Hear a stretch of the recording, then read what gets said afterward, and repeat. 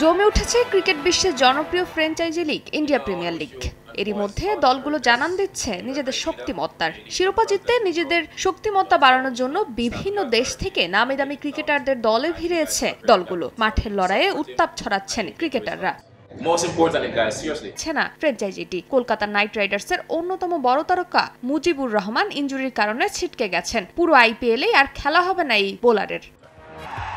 আফগান তারকার বদলে এবার আরেক আফগান ক্রিকেটারকে দলে নিয়েছে কলকাতা। আফগানিস্তানের তরুণ স্পিনার মোহাম্মদ গাজানফারকে দলে নিয়েছে কেকেআর। ইতিমধ্যে আফগানিস্তানের জাতীয় দলে অভিষেক হয়েছে এই স্পিনারের। খেলেছেন আয়ারল্যান্ডের বিপক্ষে 2টি ম্যাচ। তবে 16 বছর বয়সী এই বোলার 2 ম্যাচের কোনো ম্যাচেই উইকেট পাননি। এবার দেখার পালা কলকাতা নাইট রাইডার্সের হয়ে কেমন করেন এই তরুণ স্পিনার।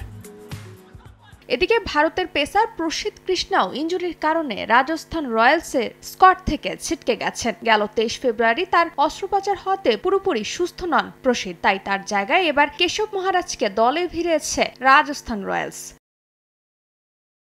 ফারজানা জাহান প্রিয়া, সময় সংবাদ।